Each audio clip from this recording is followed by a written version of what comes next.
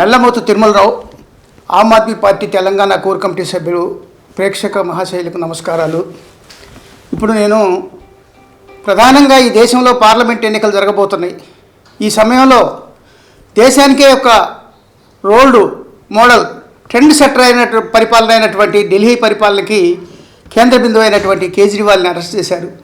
అదేవిధంగా ఇటీవల జరుగుతున్నటువంటి పరిణామాలన్నీ చూసినప్పుడు చాలా భయానకమైన పరిస్థితి అనేటటువంటిది భారతదేశంలో కనిపిస్తుంది. ప్రజాస్వామ్యయుతంగా జరగాల్సిన ఎన్నికలు, స్వేచ్ఛాయుతంగా జరగాల్సినటువంటి ఎన్నికలు స్వేచ్ఛగా జరుగుతాయా లేదా అనేటటువంటి అనుమానం సామాన్య జనంలో తలెత్తేటటువంటి పరిస్థితి ఉంది. ఏంటి దీనికి కారణం ప్రధానంగా అన్నప్పుడు, ఇప్పుడు కేజ్రీవాల్ అరెస్టు అనేటటువంటి దాన్నే ప్రధానంగా మనం చూసుకున్నప్పుడు, అసలు కేజ్రీవాల్ని పార్లమెంటు ఎన్నికలు ప్రకటన వచ్చిన తర్వాత ఎందుకు అరెస్ట్ చేశారు? ఈ అరెస్టులో మతలబేంటి? కేజ్రీవాల్ అనేటటువంటి పేరుకు మోడీ ఎందుకు భయపడుతున్నాడు? అసలు దీని వెనకున్న మతలబేంటి అనేటటువంటి ఒక 3-4 అంశాల్లో నేను వివరించదలుచుకున్నాను. ప్రధానంగా మార్చి 21న కేజ్రీవాల్ని హడావుడిగా ఈడీ అధికారులు వచ్చి విచారణ జరిపి అరెస్ట్ చేసేటటువంటి సమయానికి జరిగేటటువంటి పరిణామాలు మనం ఒకసారి అర్థం చేసుకున్నట్లయితే, 22వ తారీఖు ఎస్బీఐ ఎలక్టోరల్ బాండ్లను బయట పెట్టాల్సినటువంటి అవసరం ఉంది. ఎవరికి ఏ కార్పొరేట్ సంస్థ ఏ పార్టీకి ఎంత సొమ్ములు ఇచ్చింది అనేటటువంటిది బహిర్గతం చేయాల్సినటువంటి పరిస్థితి ఉంది. ఆ రోజు ఒక రోజుకు ముందు కేజ్రీవాల్ని అరెస్ట్ చేయటం వెనక ఒక పెద్ద కుట్ర దాగి ఉంది. ఏంటి అంటే, ఈ ఎలక్టోరల్ బాండ్లో జరిగినటువంటి క్విడ్ ప్రోకో అవినీతి, బీజేపీ భారీ ఎత్తున చట్టబద్ధమైనటువంటి క్విడ్ ప్రోకో అవినీతికి కార్పొరేట్ సంస్థల నుంచి పాల్పడ్డది. డబ్బులు వేల కోట్ల రూపాయలు తను తీసుకుంది, తన బొక్కసంలో వేసుకుంది. కనుక ఇది బయటపడితే ఈ ఎన్నికల ముందు తాము ఎక్కడ ప్రజల ముందు బదనాం అవుతాము అని, ఆల్రెడీ బదనాం అవుతామనే ఉద్దేశంతో కేజ్రీవాల్ను అరెస్టు చేసి సంచలనం సృష్టించాలనే ఉద్దేశంతో 21వ తారీఖున కేజ్రీవాల్ని అరెస్ట్ చేశారు. అసలు కేజ్రీవాల్ అంటే మోడీకి ఎందుకు భయం అనేటటువంటి ఒకసారి ఈ అరెస్టు పురపరాలు పరిశీలిస్తే, కేజ్రీవాల్ నిజంగా లిక్కర్ కుంభకోణంలో కింగ్ పిన్ అనేటటువంటి అని చెప్తున్నారు వాళ్ళు. అసలు కింగ్ పిన్ మోడీ, అమిత్ షా అని తేలిపోయింది. ఎందుకంటే కేజ్రీవాల్ 21వ తారీఖు అరెస్ట్ అయితే 22వ తారీఖు ప్రవేశపెట్టినటువంటి ఎస్బీఐ విడుదల చేసినట్టు ఎలక్టోరల్ బాండ్స్లో శరత్ చంద్రారెడ్డి అనేటటువంటి వాడు, ముఖ్యంగా వైఎస్ఆర్సీపీకి సంబంధించినటువంటి ఇల్లు ఈ అరబిందో ఫార్మా నేత శరత్ చంద్రారెడ్డి, మాగుంట శ్రీనివాసరెడ్డి కొడుకు రాఘవ, వీళ్ళంతా కూడా లిక్కర్ కుంభకోణంలో కింగ్ పిన్లు అని అరెస్ట్ చేసి వాళ్ళ 5-6 సార్లు వాగ్దానాలు తీసుకొని 6వ 7వ కేజ్రీవాల్ పేరు పలికించారు. దానికి ఒక రాజకీయ నేపథ్యం కూడా ఉంది. ఏంటి అంటే, అవినాష్ రెడ్డి అరెస్టుకి సిబిఐ సిద్ధమవుతున్నటువంటి సమయంలో జగన్ గారు వెళ్ళి అమిత్ షా గారిని కలవటం, అక్కడి నుంచి వచ్చిన తర్వాత మరి అక్కడ ఏం కిట్టుపోకో జరిగిందో, రాజకీయ కిట్టుపోకో తెలియదు కానీ ఇక్కడ శరత్ చంద్రారెడ్డి వాళ్ళతో మాట్లాడటం, మాగుంట రాఘవతో మాట్లాడటం, వీళ్ళని అప్రూవర్గా మార్చి కేజ్రీవాల్ పేరు చెప్పించడం అనేటటువంటిది రాజకీయంగా జరిగింది. జరిగిన తర్వాతనే ఇప్పుడు కేజ్రీవాల్ అనేటటువంటి పేరు ముఖ్యంగా ఈడీ దర్యాప్తులో దాన్ని అంటే శరత్ చంద్రారెడ్డి వాళ్ళు చెప్పినటువంటి సాక్ష్యాన్ని చూపెట్టి అరెస్ట్ చేయడం అనేటటువంటి జరిగింది. వాస్తవంగా ఒక కేసులో ఉన్నటువంటి కుట్రదారు, ఒక కేసులో ఉన్నటువంటి ముద్దాయి అప్రూవర్గా మారించినటువంటి సాక్ష్యమే ప్రధానంగా ఒక ముఖ్యమంత్రిది. అది ఒక ట్రెండ్ సెటర్, అవినీతికి వ్యతిరేకంగా పార్టీ పెట్టి ఉద్యమం చేసి 3 సార్లు ఢిల్లీ ముఖ్యమంత్రి అయ్యి సామాన్యుల పరిపాలన చేస్తున్నట్టు ఒక ముఖ్యమంత్రిని ఇంత సాధారణమైనటువంటి ఒక సాక్ష్యంతో, అంటే కింగ్ పిన్ అని చెప్తున్నారు. ఇప్పుడు కింగ్ పిన్లు ఎవరు అనేటటువంటిది ఎలక్ట్రల్ బాండ్లు బయట పెట్టాయి. ఆ డబ్బులు శరత్ చంద్రారెడ్డి అప్రూవ్గా మారిన తర్వాత 55 కోట్ల రూపాయలు బీజేపీ ఖాతాలోకి చేరినాయి. ఆ లిక్కర్ కుంభకోణంకి సంబంధించిన డబ్బులు ఎక్కడ చేరినాయి? శరత్ చంద్రారెడ్డి వాళ్ళ డబ్బులు అంటే బీజేపీ ఖాతాలోకి చేరినాయి. ఎక్కడ 2 సంవత్సరాలు బట్టి దాడులు చేస్తున్నా, 2 సంవత్సరాలు బట్టి ఆపు నేతలు జైల్లో పెట్టినా కానీ నిర్బంధించినప్పటికీ 200 దాడులు చేసినప్పటికీ ఎక్కడా 10,000 రూపాయలు రికవరీ చేయలేకపోయారు. మరి ఏముంది కుంభకోణంలో? దీంట్లో ఇది కావాలని మోడీ ఈ పార్లమెంటు ఎన్నికల్లో కనుక కేజ్రీవాల్ బయట ఉంటే ఉత్తర భారతదేశంలోనే ఢిల్లీ, పంజాబ్, హర్యానా, గుజరాత్ ఈ రాష్ట్రాలన్నింటిలో కూడా తిరుగుతాడు. ఈయన ఇండియా కూటమికి కీలకమైనటువంటి ముఖ్యమంత్రి, కీలకమైనటువంటి ప్రచారం చేస్తాడు. కనుక ఎలాగైనా ఈయన అడ్డుకోవాలనేటువంటి ఉద్దేశంతో ఈ కేసులో ఇరికించి జైలు పాలు చేయటం అనేటటువంటిది రాకుండా ఈ పిఎంఎల్ఏ చట్టం కింద ముఖ్యంగా ల్యాండ్ చట్టం కింద అరెస్ట్ చేయడం అనేది జరిగింది. ఈ చట్టం కింద తొందరగా బెయిల్ రాదనే ఉద్దేశంతో దీని కింద అరెస్ట్ చేసి పెట్టడం జరిగింది. మరి కేజ్రీవాల్ గారు కూడా కోర్టులో తనకు తానే వాదించుకున్నాడు. తిరుమల నాగిరి మనం చూసాం ఇంతకుముందు చట్టసభల్ని కోర్టుల్లో మనకి తిరుమల నాగిరెడ్డి గారి లాంటి కమ్యూనిస్ట్ నాయకులు సాంప్రదాయం ప్రకారం వాదించుకున్నారు. వాళ్ళ కేసులు అంటే వాళ్ళు పాలక వర్గం యొక్క స్వభావాన్ని బట్టబయలు చేయడానికి వినియోగించుకున్నారు. అదేవిధంగా కేజ్రీవాల్ కూడా తాజాగా తను నన్ను ఎందుకు అరెస్ట్ చేశారు, అరెస్ట్ చేయటం వెనక ఉద్దేశం ఏంటి అనేటటువంటి దాన్ని కోర్టు ద్వారా కూడా ఆయన బయటకు చేశాడు. అదేవిధంగా పరిపాలన కూడా కొనసాగిస్తున్నాడు. అక్కడి నుంచే ఉత్తర్వులు ఇచ్చుకుంటూ మంత్రులకి ఢిల్లీ పరిపాలన కూడా. అంటే ఒక ముఖ్యమంత్రి 67 మంది శాసనసభ్యుల్లో 64 మంది శాసనసభ్యులు గెలిచినటువంటి ఒక ముఖ్యమంత్రిని జైల్లో పెట్టి ఆయన ముఖ్యమంత్రి పదవిని తీసేయాలనేటటువంటి ఉద్దేశంతో వాళ్ళ సంఘ పరివార శక్తుల్ని రోజుకొకరిని కోర్టుకు పంపిస్తున్నారు. కోర్టులో సుప్రీంకోర్టుకో హైకోర్టుకో పంపించి ఆయన అనర్హులుగా ప్రకటించాలని. అంటే ఈ దేశంలో ప్రజాస్వామ్య మనుగడ ఎలా ఉంది అనేటటువంటి అర్థం చేసుకోవాల్సినటువంటి అవసరం ఉంది. ఏంటి ఇక్కడ ఇంత కీలకమైన అంటే మోడీ ఎప్పుడైతే పరిపాలనలోకి వచ్చాడో దేశంలో కేజ్రీవాల్ కూడా 10 సంవత్సరాలు ఢిల్లీని పరిపాలించాడు. అదే సమయంలో కేజ్రీవాల్ ఏం చేశాడు, మోడీ ఏం చేశాడు అని మనం ఒకసారి ఆలోచించినప్పుడు కేజ్రీవాల్ అనేటటువంటి ఆయన విద్యా వైద్య రంగాల్ని సామాన్యులకు అందుబాటులోకి తీసుకొచ్చాడు. ఢిల్లీ రోడ్లని అందుబాటులో చేశాడు. సామాన్య ప్రజలకి పరిపాలన దగ్గర చేశాడు, చేరువ చేశాడు. పౌర సేవలన్నీ అందించాడు వాళ్ళకి దగ్గర ఎంప్లాయీస్ ద్వారా. అంత ఉచిత ట్రాన్స్పోర్ట్ ఇచ్చారు మహిళలకి. ఈ రకమైన ఇవన్నీ కేజ్రీవాల్ చేసిన పనులన్నీ ఇవాళ బీజేపీ చెప్పుకుంటుంది, కాంగ్రెస్ చెప్పుకుంటుంది దేశంలో పార్లమెంట్ ఎన్నికలు. మరి కేజ్రీవాల్ మోడల్ని చెప్పుకుంటూ కేజ్రీవాల్ని ఎందుకు పనిచేయకుండా చేశారు అనేటటువంటి ఒకసారి మనం ఆలోచించినట్లయితే 2 సంవత్సరాల క్రితం సత్యేంద్ర జైన్ అనేటటువంటిది మొహల్లా క్లినిక్కి ఆరాధ్యుడు ఆయన ఢిల్లీలో. మొహల్లా క్లినిక్లు అనేటటువంటి ₹1 ట్యాబ్లెట్ కాడి నుంచి 20 లక్షల ఆపరేషన్ వరకు ఫ్రీగా ఢిల్లీలో ఉన్నటువంటి సామాన్య ప్రజలకు అందుబాటులోకి తెచ్చినటువంటి వ్యక్తి, మొహల్లా క్లినిక్లు పెట్టి వైద్యాన్ని సేవ చేసిన వ్యక్తి. జైల్లో ఉన్నటువంటి ఒక జైలు పక్షి సుకేష్ చంద్రశేఖర్ అనేటటువంటి వాడు మనీ లాండరింగ్లో మారితేరిన దిట్ట. వాడు నేరస్తుని పట్టుకుని వాడితో లెటర్ రాయించి ఆయన పాపం 2 సంవత్సరాలు బట్టి జైల్లో నిర్బంధించారు ఆ మంత్రిని అనారోగ్యంతో.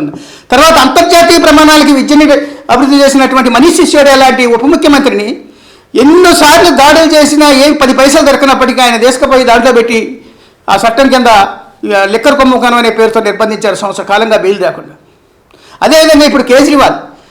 ఇంకా విచిత్రమైన విషయం ఏంటంటే సంజయ్ సింగ్ అనేటటువంటి పేరుని ఈడీ సిబిఐ దర్యాప్తులో ఆయన పేరుని 2-3 సార్లు వాళ్ళు ఇచ్చినటువంటి ఎఫ్ఐఆర్లో పేర్కొన్నదికి ఆయన అడిగాడు, అసలు నాకు ఏ ప్రమేయం ఉందని మీరు నా పేరు పేర్కొన్నారు అని అన్నప్పుడు పొరపాటు జరిగింది అని క్షమాపణ చెప్పుకున్నటువంటి సిబిఐ లాంటి సంస్థలు తిరిగి సంజయ్ సింగ్ అనేటువంటి వాడు మోదీని అమిత్ షాని పార్లమెంట్లో నిలదీసిన తర్వాత మరుసటి వారం రోజుల్లోనే మళ్ళీ ఇంకొక అప్రూవర్ని తయారు చేసి అప్రూవర్తో చెప్పించి ఆయన పేరు లిక్కర్ కుంభకోణంలో పెట్టారు. నిన్న విడుదలయ్యాడు అతను. ఎలాంటి ఆధారాలు లేవు, ఆయన నిర్బంధానికని చెప్పి సుప్రీంకోర్టు విడుదల చేసింది, బెయిల్ ఇచ్చింది సంజయ్ సింగ్. రేపు అందరికీ బెయిల్ వస్తుంది. ఈ కేసులో ఏమీ లేదు వాస్తవంగా. కాకపోతే ఏంటంటే ఈ కేజ్రీవాల్ని ఈ పార్లమెంట్ ఎన్నికల్లో తిరగకుండా చేయటం అనేటువంటిది ఈ పాసిస్ట్ రూపానికి మోడీ అమిత్ షాల యొక్క ద్వయం యొక్క రాజకీయం మారిపోయింది. ఈ 10 సంవత్సరాల బట్టి ఢిల్లీని అభివృద్ధి చేసినటువంటి మోడల్ గుండెకాయ లాంటి ఢిల్లీ, దేశ రాజధాని గుండెకాయ లాంటి ఢిల్లీలో కేజ్రీవాల్ అభివృద్ధి కనపడుతుంటే మోడీది ఏమీ లేదు, ఏం చెప్పుకోవడానికి ఏమీ లేదు. 70 సంవత్సరాలుగా కాంగ్రెస్, ఇతర సంస్థలు, జనతా పార్టీ ఇట్లాంటి పార్టీలన్నీ అభివృద్ధి చేసినటువంటి ప్రభుత్వ రంగ సంస్థలన్నీ అమ్మకానికి పెట్టాడు. ప్రభుత్వ రంగ విమానాలు, ఓడలు, రైళ్లు, ఎల్ఐసీలు, విశాఖ ఉక్కు ఇట్లాంటివన్నీ ప్రముఖంగా అప్పనంగా సంస్థలకి కట్టబెట్టాడు, కార్పొరేట్ సంస్థలకి. ఇప్పుడు ఎలక్ట్రల్ బాండ్ కిడ్పోక రూపంలో 3,500 కోట్ల 3,05,000 కోట్ల రూపాయల యొక్క కాంట్రాక్టులు ఇచ్చి దాదాపు 3,500 కోట్లు కిడ్పోక రూపంలో వీళ్ళు పొందారనేటటువంటిది ఇప్పుడు అర్థమవుతుంది. ఖచ్చితంగా ఈడీ దగ్గర జరగాల్సింది ఏదైనా ఉంటే ఈ ఎలక్ట్రల్ బాండ్ మీద జరగాల్సినటువంటి అవసరం ఉంది. అంటే మోడీ చెప్పుకోవటానికి ఏం లేదు.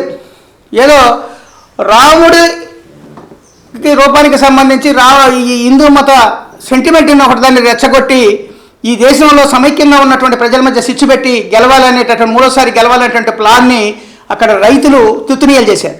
రైతులు తమ గిట్టుబాటు ధరను చట్టబద్ధం చేయాలని వస్తే రోడ్ల మీద ఏం చేశాడు, నాటేశాడు. పెద్ద మేకులు నాటి రాకుండా చేసినటువంటి పరిస్థితి ఉంది. ఇది కూడా ఇక ఒక దారుణమైనటువంటి పరిస్థితి. ఇట్లాంటి దారుణమైనటువంటి పరిస్థితుల్లో ఇవాళ ఎన్నికలు సుజావుగా జరుగుతాయా పార్లమెంట్ ఎన్నికలని ఆలోచించినప్పుడు ఇవాళ ఎలక్షన్ కమిషన్లో ఇద్దరిని తప్పించాడు. ప్రధాన న్యాయమూర్తికి ఉండాల్సినటువంటి ప్రమేయాన్ని తీసేశాడు. ఇప్పుడు చట్టం వేరే తనకు అనుకూలమైన చట్టాలు మార్చుకున్నాడు. ఇప్పుడు ఒక రకంగా చూసినప్పుడు ఆర్ఎస్ఎస్ శ్రేణులకు సంబంధించిన సిద్ధాంతాలకు సంబంధించిన 370 ఆర్టికల్ కానీ ఎన్ఆర్సీ కానీ ఇవన్నీ కొన్ని అమలు జరుపుతున్నప్పటికీ ఆర్ఎస్ఎస్ శ్రేణుల్లో కూడా మోడీ అంటే ఒక రకమైనటువంటి ఎలర్జీ వచ్చేసింది.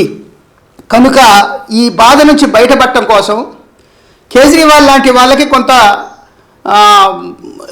హిందుత్వ శక్తుల నుంచి కొంత బలం ఉంది కాబట్టి ఇతను ఎక్కడ తనకు పోటీగా ఉత్తర భారతదేశంలో తయారవుతాడు అనేటటువంటి ఉద్దేశంతో.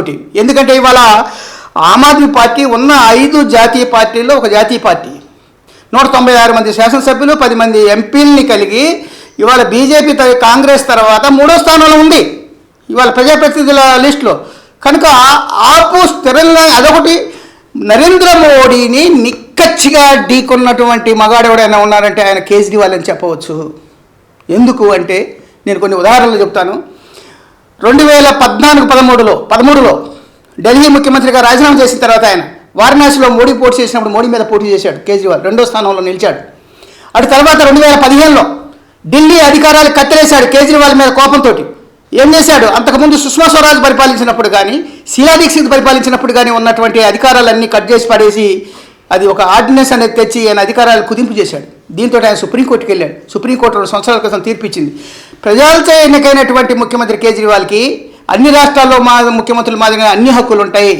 కానీ ఈ ఒక్క శాంతి భద్రతలకు సంబంధించిన తప్ప అన్ని హక్కులు ఉంటాయని చెప్పినప్పటికీ ఒక 3 మెన్ కమిటీ అని పెట్టి ఒక ఆర్డినెన్స్ తీసుకొచ్చి 3 మెన్ కమిటీ చేసినటువంటి తీర్మానాలే నడుస్తుంది తప్ప క్యాబినెట్ని కేజ్రీవాల్ని పక్కన పెట్టి వీళ్ళు ఒక పరోక్ష పరిపాలన అనేటటువంటిది ప్రవేశపెట్టాడు ఢిల్లీలో. మళ్ళీ పైగా లెఫ్టినెంట్ గవర్నర్ని అడ్డం పెట్టుకుంటాడు. అంటే ఈ విధంగా పరిపాలన సాగకుండా చేయటం ఒకటి కేజ్రీవాల్ది. కేజ్రీవాల్ ఆశయాలు ముందుకు పోకుండా చూడటం ఒకటి, పరిపాలన అడ్డుకోవటం ఒకటి చేయటమే కాకుండా ఇటు అడ్డుకున్నాగా వీళ్ళు మంచి పనులు చేస్తుంటే ఇక లాభం లేదు. వీళ్ళు బయట ఉంటే ఇక అసలు మనం ఏం చేయటం లేదు కాబట్టి వాళ్ళకి మంచి పేరు వస్తుంది కాబట్టి వాళ్ళే రేపు ఎక్స్పోజ్ అవుతారు దేశంలో అనేటువంటి ఉద్దేశంతో వాళ్ళ మీద అవినీతి కేసు ఒకటి మోపి తప్పుడు కేసును ఒకటి దాన్ని తీసుకొచ్చి కుంభకోణం అనేటువంటి పేరుతో అది లేదు. పాత మద్య విధానమే ఢిల్లీలో అమలు జరుగుతుంది. తీసుకొచ్చి 100 కోట్లు ఇచ్చామండి. ఏ ఎన్నికల్లో ఇచ్చా? గోవా ఎన్నికల్లో ఇచ్చామండి. గోవా ఎన్నికల్లో ఏమి ఇచ్చాడు? గోవా ఎన్నికల్లో 30 కోట్లు ఇచ్చినమంటాడు. 30 కోట్లు కాదు, 27 లక్షల రూపాయలు 5 అభ్యర్థులకి ఆప్ ఖర్చు చేసింది. అక్కడ ఎంతంటే 27 లక్షల రూపాయలు 2 అభ్యర్థులు గెలిచారు. 27 లక్షల రూపాయలని స్పష్టంగా ఉంది, అక్కడ రికార్డులు ఉన్నాయి. మరి 30 కోట్లు ఏమైనట్టు? యాడ చూపెడుతున్నావు నువ్వు 30 కోట్లు? అక్కడ అక్కడ చూపెట్టలేని పరిస్థితి ఉంది. కాకపోతే ఎందుకంటే ఇలా లోపల ఉంచడం కొట్టడం నోటికి వచ్చినటువంటి సాక్ష్యాలు ప్రదర్శిస్తున్నారు. ఇప్పుడు ఎట్లా తయారైందంటే దేశంలో ఈడీ, సిబిఐ, ఐటీ సమస్యలన్నీ కూడా ఇంతకుముందు మనకు ఒక వీధి రౌడీలు ఉండేవాళ్ళు. వాళ్ళ పేరు చెప్పుకొని ఒక గుంపు ఉండేది. ఆ గుంపు జనం మీద దోసుకునేది. ఇప్పుడు ఈ రాజ్యాంగ సంస్థలు కూడా అదే విధంగా వీధి రౌడీగా మోదీ ఉండటం, వీధి రౌడీ పేరుతో ఈ రాజ్యాంగ సంస్థలన్నింటినీ తమ జీవ సంస్థలుగా మార్చుకొని ఎవరి మీద దాడులు చేయాలో పురమాయించడం, వాళ్ళ మీద దాడులు లొంగిపోతే తమ పార్టీలో చేర్చుకోవటం, వాటిని కేసులు ఎత్తేయటం, లొంగిపోతే వాళ్ళ మీద వీళ్ళు అవినీతి పరులను ముద్రేయటం, లోపలేయటం, నిర్బంధించడం, ఇట్లాంటి తతంగం అనేటటువంటిది దేశంలో నడుస్తుంది. ఇది ఖచ్చితంగా నియంతృత్వ ధోరణికి నిదర్శనం. దేశ ప్రజలు కనుక చూస్తూ ఊరుకుంటే దీన్ని రేపు భవిష్యత్తులో ఇది నియంతృత్వం వైపు పరుగులెడుతుంది. ఈ ఎన్నికల్లో కూడా ఇప్పుడు స్వతంత్రంగా ఉన్న రాజ్యాంగ సంస్థల్ని దుర్వినియోగం చేసేటటువంటి పనికి బీజేపీ, మోడీ ప్రభుత్వం, అమిత్ షా ద్వయం సిద్ధమవుంది. 3వసారి గెలుస్తామని చెప్పేటటువంటి ఉద్దేశం కూడా అదే. అంటే స్వేచ్ఛాయుతమైనటువంటి ఎన్నికలు జరిగితే బీజేపీ కానీ మోడీ కానీ గెలిచేటటువంటి ప్రసక్తే లేదు. ప్రజల్లో వ్యతిరేకత ఉంది. వాళ్ళు చేసిన మంచి పనులు లేవు, అన్ని చెడ్డ పనులే తప్ప వాళ్ళు చేసినటువంటి ఒక్క మంచి పని కూడా లేనటువంటి పరిస్థితి ఉంది. ఇట్లాంటి స్థితిలో కాకపోతే ఏంటంటే ప్రతిపక్షాలను నిర్వీర్యం చేసి ప్రతిపక్షాల మీద అందరి మీద కేసులు పెట్టి సిబిఐ, ఈడీలను ఉసిగొలిపి వాళ్ళందరినీ జైల్లో పెట్టి ఇప్పుడు గాలి జనార్దన్ రెడ్డి లాంటి వాళ్ళని, తర్వాత శుభేంద్ర అధికారి లాంటి వాళ్ళని, అవినీతి పరులందరినీ, తర్వాత అస్సాం ముఖ్యమంత్రి బిశ్వంత్ శర్మ లాంటి వాళ్ళని వీళ్ళందరినీ తీసుకొని వీళ్ళందరినీ వాషింగ్ పౌడర్ నిర్మా చేసి వీళ్ళందరినీ అవినీతి పరులందరినీ కూడగట్టి ఉపయోగించుకొని ఈ మిగతా స్వచ్ఛంగా ఉన్నటువంటి నాయకుల మీద అవినీతి ముద్ర వేసి ఈ మధ్య కేరళ ముఖ్యమంత్రి కూతురు మీద కూడా ఈ మధ్య కాలంలోనే కేరళలో ఒక సిబిఐ కేసు మోపినట్టు వస్తుంది. అంటే వీళ్ళు దేశంలో ఉన్న ఏ ప్రతిపక్ష నాయకుడిని వదిలిపెట్టడం లేదు. ఏదో ఒక సృష్టించి ఈ రాజ్యాంగ వ్యవస్థను ఇంతగా దుర్వినియోగం చేసినటువంటి కాలం లేదు. కనుక ఖచ్చితంగా మనకు ఈ దేశ పౌరులుగా ఈ మోడీ అమిత్ షాల యొక్క ఈ కుతంత్రాలను కనుక మనం ఎండగట్టకపోతే, ఈ ఎన్నికల్లో కనుక ప్రజలు కనుక ఐక్యమై సెంటిమెంట్కి లవ్వకుండా వీళ్ళు చేసేటటువంటి దుష్ప్రచారం, పెద్ద మీడియా మొత్తాన్ని కార్పొరేట్ సంస్థల ద్వారా కొనుగోలు చేశాడు. సోషల్ మీడియాని కూడా సోషల్ మీడియాని కూడా క్రియేషన్ చేశారు కొన్ని వేల కోట్ల రూపాయలు ఈ పెట్టి. వీళ్ళన్నిటి ద్వారా అబద్ధాల ఫ్యాక్టరీ ఒకటి పెట్టి ప్రతిరోజు ప్రతిపక్షాల మీద అబద్ధాలు, ప్రత్యర్థుల మీద అబద్ధాలు చేయటం, తన గురించి బూస్టింగ్ ఇచ్చుకోవటం, ఇట్లాంటి పరిస్థితి చేస్తున్నటువంటి పరిస్థితి ఉన్నది. ఇప్పుడు కేజ్రీవాల్ విషయానికి వచ్చినట్లయితే తను ఏ పని చేయనీయకుండా అడ్డుకోవటంతో పాటు తను ప్రభుత్వ గృహాన్ని మరమ్మతు చేస్తే అవినీతి అంటాడు, వాటర్ వర్క్స్ని బాగు చేస్తే అంటే వాటర్ వర్క్స్ కింద నిధులు కేటాయిస్తే అవినీతి అంటాడు. మరి ఇక ఏమీ చేయలేనటువంటి పరిస్థితి. చివరికి ప్రతి చిన్న విషయానికి కూడా అవినీతి అనేటటువంటి ముద్ర వేసి అక్కడ బీజేపీ ఒక ప్రకటన చేయటం, బీజేపీ నాయకులు దాన్ని ఈడీ కేసు పెట్టడం లేదా సిబిఐ కేసు పెట్టడం, ఇది తంతు నడుస్తుంది. అంటే ఏది నడుస్తున్నా ప్రజలైతే గమనిస్తున్నారు. ఈ దుర్మార్గమైనటువంటి విధానాన్ని ప్రజలైతే గమనిస్తున్నారు. ఈ లిక్కర్ కుంభకోణం అనేటటువంటి పెట్టుబడి కేసు మాత్రమే ఇది. ఎందుకంటే అది దాని గురించి మరోసారి చెప్పుకోవచ్చు. లిక్కర్ కుంభకోణం అంటే ఏమీ లేదు దాంట్లో, అసలు చెప్పుకుంటే ఏమీ లేనటువంటి పరిస్థితి ఉంది. ఇది క్రియేషన్ చేసి కొంతమంది అప్రూవర్లుగా మార్చి వాళ్ళ వ్యాపారాలను బెదిరింపు మార్గం ద్వారా అప్రూవర్లుగా మార్చి తనకు కావాల్సినటువంటి రాజకీయ నాయకుల మీద ఎల్జీలు సృష్టించుకొని చేస్తున్నటువంటి కేసే తప్ప దాంట్లో ఏమీ లేదు, తేలిపోక ఉండదు భవిష్యత్తులో. కానీ ఒక ప్రజాదరణ కలిగినటువంటి ముఖ్యమంత్రిని, ఒక నిజాయితీపరుడైనటువంటి ముఖ్యమంత్రిని, ఒక సామాన్యుల ప్రజల తరపున నిలబడ్డటువంటి ఒక ముఖ్యమంత్రిని నిర్బంధించడం ద్వారా ఈ ఎన్నికల్లో మోడీ తనేదో సాధిస్తాం, తనేదో గెలుస్తాం అనుకుంటుండే, కానీ ప్రజల్లో ఖచ్చితంగా తీర్పిస్తారు. తనకు వ్యతిరేకంగా తీర్పు రాబోతుంది. ఖచ్చితంగా ఇండియా కూటమి అనేటటువంటిదే ఖచ్చితంగా గెలుస్తుంది. ఢిల్లీ, పంజాబ్ అన్ని రాష్ట్రాల ప్రజలు కూడా గమనిస్తున్నారు ఏం జరుగుతుందో అనేటటువంటిది. కేజ్రీవాల్ లాంటి వారిని అరెస్ట్ చేసినటువంటి పాపం ఈ ఎన్నికల్లో ఖచ్చితంగా ఇది మోదీ అనుభవిస్తారు, ఓడిపోతారు అనేటటువంటిది నా అభిప్రాయం.